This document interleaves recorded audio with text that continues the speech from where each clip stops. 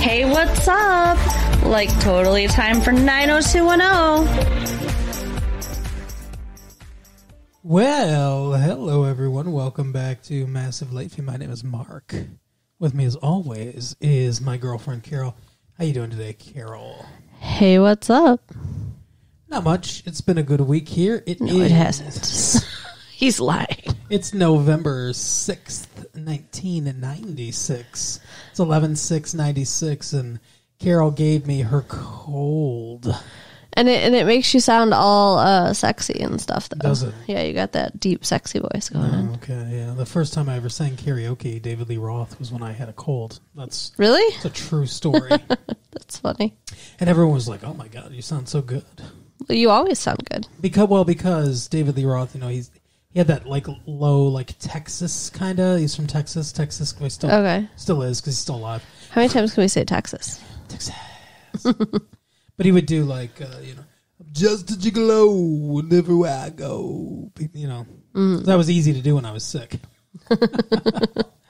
Anyway, it's been a week here. We've both been ill. Yeah. Thanksgiving was, I don't know, time of illness, I guess. We felt like you felt kind of bad. A little. After Thanksgiving, and then I started feeling bad after Thanksgiving. And then I got super sick. So. Yeah. Yeah, exactly. It's been fun. It's been great.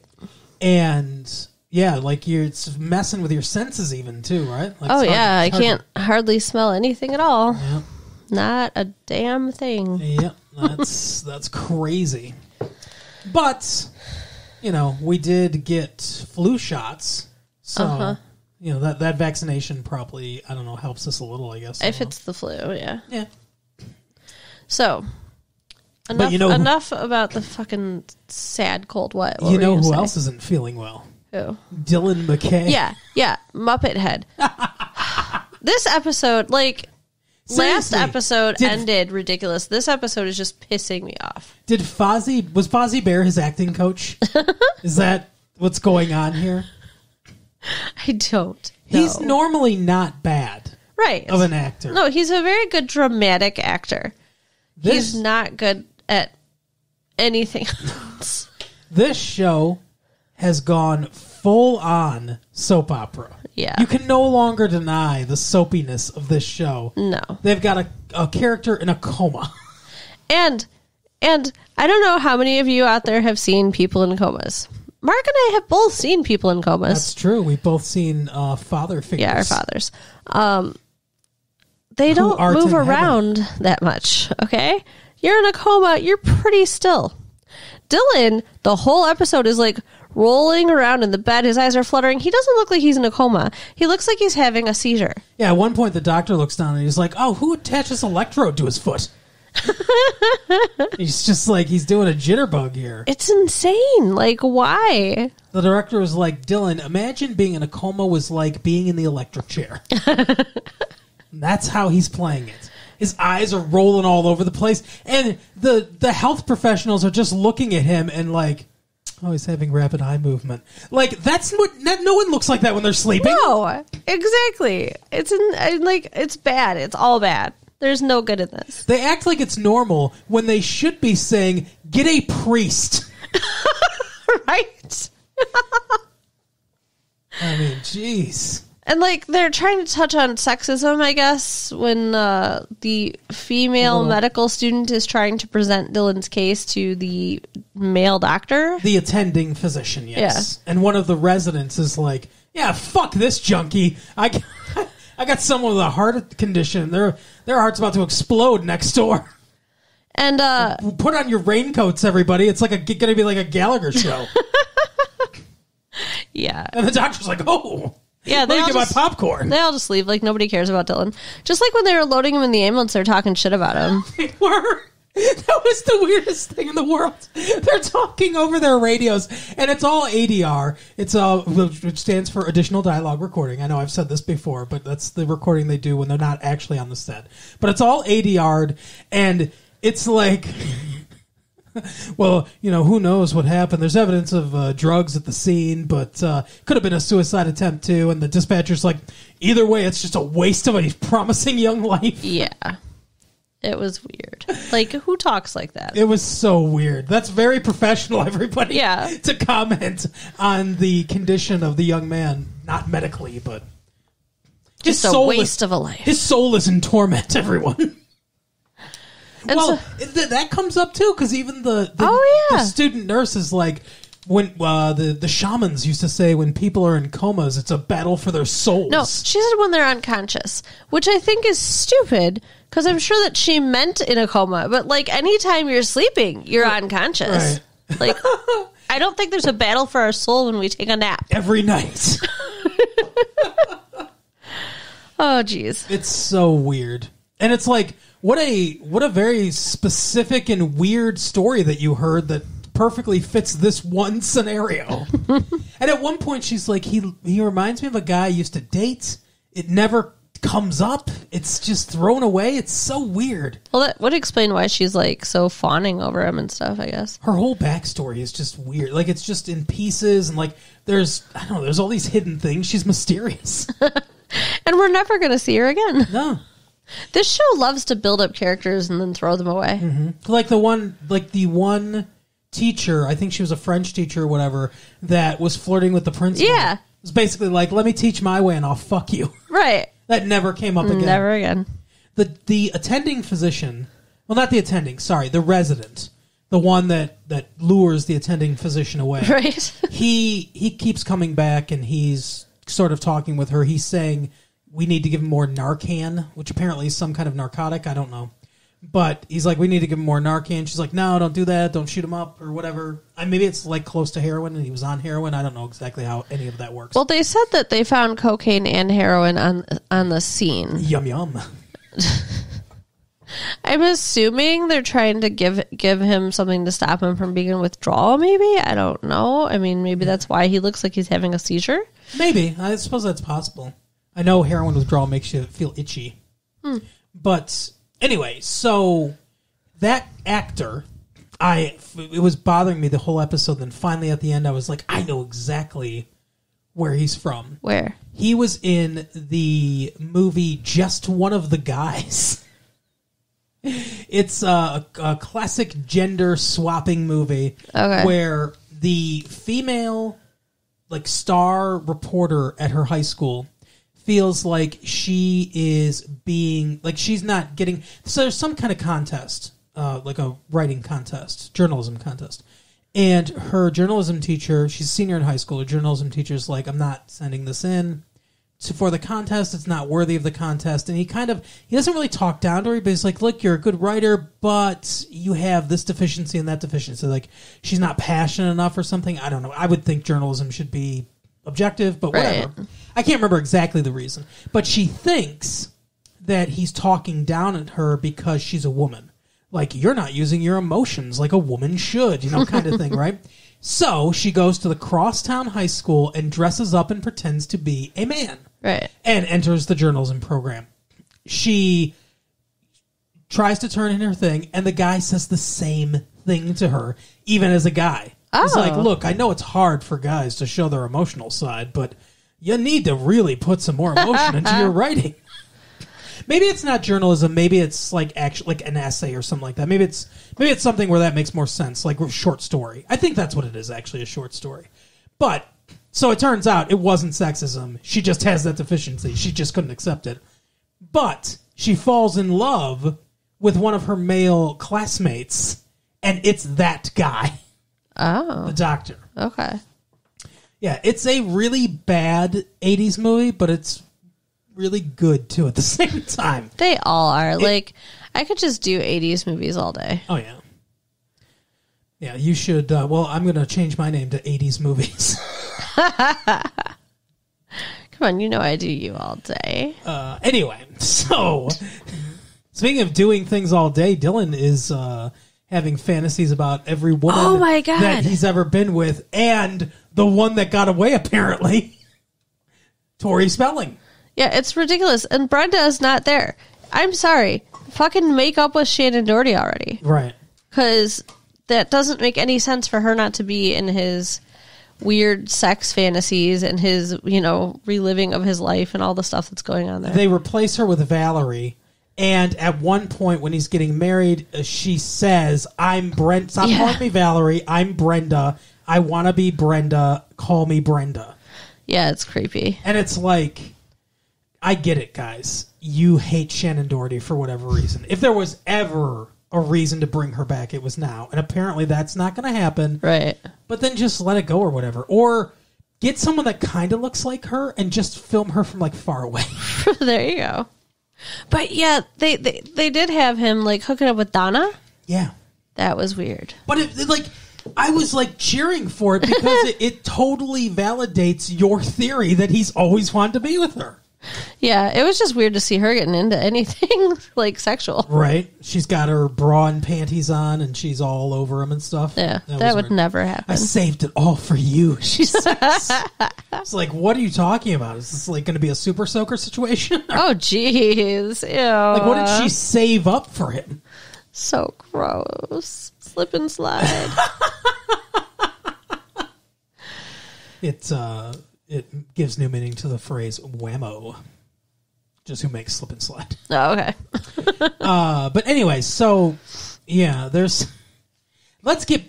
leave the dreams of Dylan McKay, which is what this episode is called, and get to the B story real quick before we finish up we don't usually do this. We usually take one to the end. Yeah. But I kind of want to go to the B story and then finish the dreams of Dylan McKay.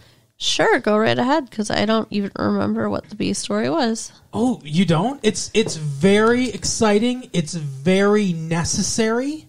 It's one of the most important events that has ever happened at California University. It's Stephen Brandon on a flag football team. Oh my God, yeah. Playing in a flag football tournament. That's why I don't remember, because it doesn't matter. David's filming it at the beginning for some reason. David's always filming everything. Claire is walking and does a killer. I like this actress, by the way. And she's growing on me a lot. But I can't remember her name, but I like her a lot. But she's doing a classic, very sarcastic. Bill Murray would do this, what she does in a movie. That's the kind of humor it is to me. She's walking, she's like...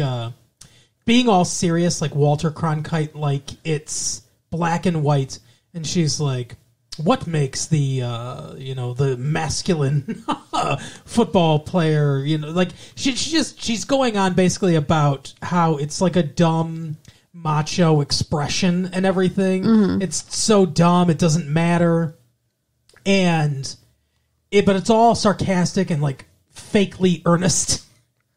And then David stops. He's like, let's just stop. I'm not going to use this opening. And she's like, why? And I'm like, why, David? That was so fun. Right? And he's like, look, this is a serious thing. This is a 4-day tournament. This is one of the most grueling things that they've ever been. This is the heart of a champion. He's talking it up like it's the fucking Super Bowl. It's flag football. They're not even tackling each other. It's not even the actual college football team. Yeah, it's ridiculous. Like, David's taking it way too seriously. The show itself needs to take itself slightly more seriously.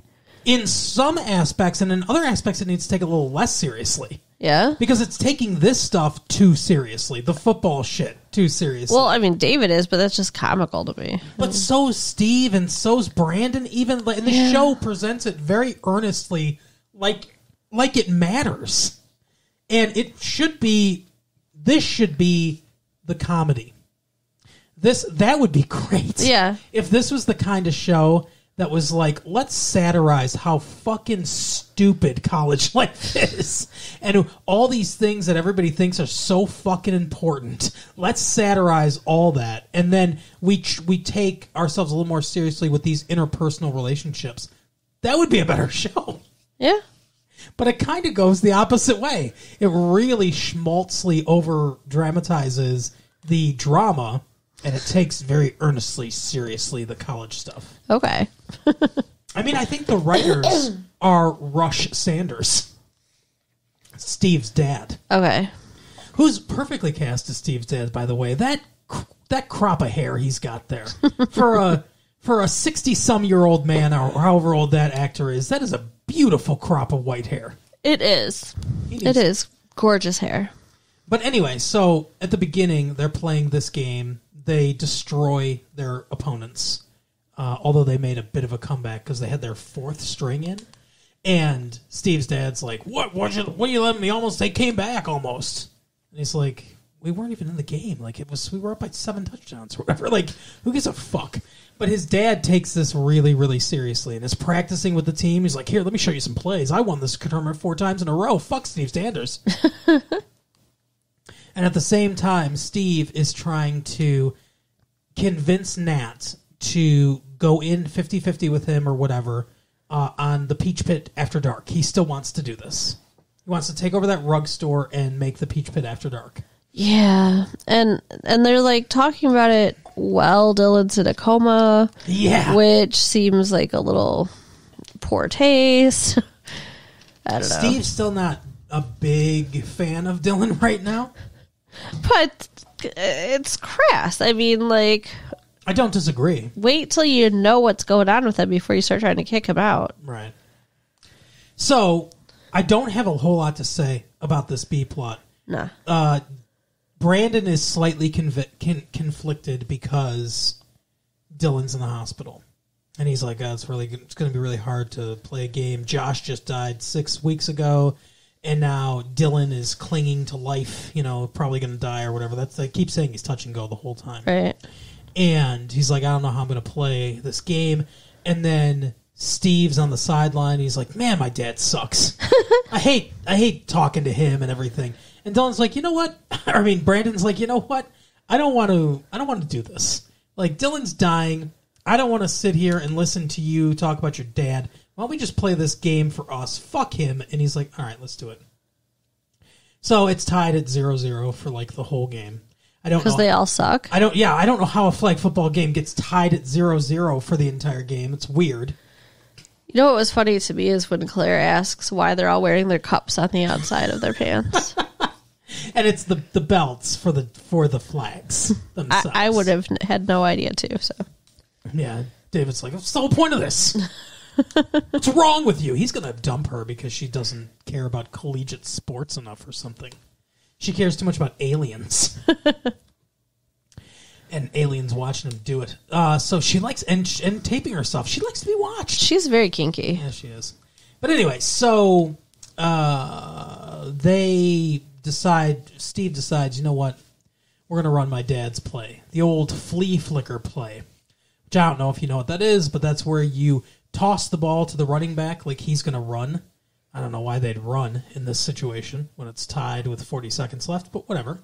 And then the running back tosses the ball back to the quarterback who then passes. So it looks like a run, but then it's a pass and whatever.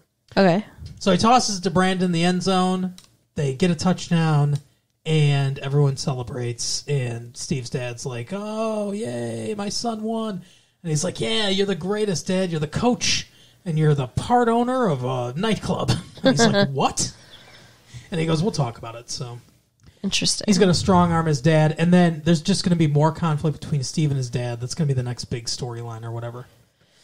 Yeah, and I don't really care about Steve and his dad. I don't either. So, boo. But, everyone else kind of shows up to the hospital. Kelly's there at one point. Oh, that's one thing that kind of happens. Going back to the dreams of Dylan McKay. Yeah, well, who is she talking to? Claire. Okay. Claire. No, I'm sorry. No, not Valerie. Valerie. I almost called her Vanessa. Valerie accuses Kelly of still being in love with Dylan. Well, she just asks. She's like, you're still in love with him, aren't you? And she just kind of freezes up. And Deer in the headlights. And then Cindy comes up and she's like, hey, you want to go see him? And she looks at her and then she looks at Valerie and she goes, yeah. And then she walks away. So I think it's kind of supposed to indicate that she's still in love with him. She certainly doesn't act like she's in love with Brandon. Oh, yeah. No, she's been much more passionate about Dylan the last few episodes. And Dylan's been... So everyone that comes in to the room, I think this is how they get around the whole Brenda's not there situation. Everyone that comes into the room, he starts dreaming about. Mm-hmm. And he dreams about Kelly, and we get a lot of flashbacks. There's a lot of flashbacks of like when they were swimming. We see his dad blow up in the car about Many 17 times. We get to see him sink to his knees and go, ah! Yes, Again we do. and again. It's like that is not shouldn't be on your sizzle reel, you know? Right. That's an acting reel. That's the reel that you pass around to agents and stuff or whatever, casting directors to get cast. Just in case you guys don't know. A little inside, I know. Because we're all about it here. That's right. So we see a lot of the same stuff over and over and over again. And we see some new stuff. But one thing that we see that's all new, two actors really got some mileage out of their return appearance here. It's the little girl's mom. Oh, my God, yeah. And the scientist, in quotation marks or whatever, that fucked him out of his money. Yeah. They're in almost every scene in his dreams. And the little girl's on, like, the train tracks calling for him to save her. Help me, Dylan. You're my only hope. She's Princess Leiaing it. Help me, Dylan. You're my only hope. Oh, jeez. Yeah, it's so weird. So do you think he's going to, like, go look for her now? Yeah. I think that's the whole thing is that he is maybe started to like do drugs and drink and stuff like that because it's too hard to try. He wants to save her, but it's too hard to try to track them down, find them, make it right, you know. At one point they do say that she's like, Dylan, I'm sorry if I knew that stealing all of your money would destroy your faith in humanity and lead you down to this road, I maybe wouldn't have done it still. But, we're already here, so we might as well kill you. Yeah. Miss Teasley's back. Everyone fucking comes. They bring Miss Teasley back. But not Shannon Doherty. Not Shannon Doherty. It makes me angry. Yeah. Like, we were invested in Brenda. Yeah. Fuck you, writers. So they there's several different scenes where they're trying to shoot him up. This homeless guy's like, can't you spare a few bucks for a homeless guy? And eventually he starts giving him the money instead of running after his sister. Uh-huh. And it turns out to be none other than Jack McKay, who also makes a reappearance. And this is news to you, huh? I fell asleep a little bit, okay? It was a really bad episode. Well, you were sick, too. Yeah. So, it's Jack McKay. He's the whatever. And he's like, look, don't try to go in there and save the girl or whatever. Don't go into the lights. It's, I've been there before. It's a trap. Whatever. I don't know. But he's like, I'm going to help you out with this. And then together they save her from the tracks or whatever. I don't know. And eventually he wakes up. And when he wakes up, he sees Jack McKay sitting in the corner, just kind of smiling like, yeah, that's right, son. My exploded body is here. And who is there? None of his friends, because they're playing flag football. Right. None of the girls, because they're watching their men play flag football. Because it's the most important thing ever. Right. And not the parents, because they are also watching this fucking flag football game. At one point, Jim walks up. He's like, hey, Rush, what's going on? He's like, 0-0. Ooh, defensive struggle. I wish I could have seen it. And then he tells him about Dylan for no reason. But they're not there, but his mom is there. All the way from Hawaii. The one that was like, hey, now that you lost all the fucking money I saved for you, you want to give me a call? She's there. She's a bitch. And she's like, Dylan, I knew you would wake. It's very overwrought. I don't like her. I knew it. I had faith. And the nurse, or not nurse, the medical student, she just kind of like nods, like, yeah. She's like, what did you do, doctor? From just one of the guys. And he goes, you know what I did? The big thing I did to help him out? Did nothing. Just let him duke it out himself. Because I believed in your he's battling for his soul thing. Makes no sense. Right. But he did come back, so either way, I guess. Yeah. Mortal Kombat style. He snatched his own soul back from, I don't know, Sub-Zero or whoever does that? I don't remember. Mortal Kombat. I love that game. That's a good song. Yeah, you really nailed it too. It's the lawnmower version of that song. It's like the movie The Lawnmower Man, which is the only thing I can think of that's worse than this episode. The Dreams of Dylan McKay. Carol, what did you think of The Dreams of Dylan McKay? I think that if you buy the VHS tape and you're watching all the episodes, you should fast forward through this one. Well, that's the thing. As soon as I saw it was called The Dreams of Dylan McKay, and I was like, oh, he's going to be in a coma the entire episode. And I said to you, this is going to be one of those episodes where absolutely nothing matters because it's not real. There is no dramatic tension to this because nothing matters and nothing's real. And somehow they have a B plot that matters less than what's going on in Dylan's head because that football game doesn't matter at all either. Right. Yeah, it was just stupid. It was bad and stupid. The B plot should have been someone was trying to stalk and murder Cindy or something like that. And Jim had to stop it or whatever. Someone's trying to do a hostile takeover of his company, something that mattered. Right. But instead it was flag football. Yeah. It better be better next episode. Or I else. hope it's better next episode. It can't be worse than The Dreams of Dylan McKay. I will feed this tape to my dog. All right, sounds good. Well, anyway, that is our episode for the week, Carol. So go ahead and check out our website at www.retrolatefee.com. Do it. Write us at latefee1994 at AOL.com. You should do that too, really. And share the tapes with your friends. Absolutely. Don't feed them to your dog. No, we will see you next time. Bye. Bye.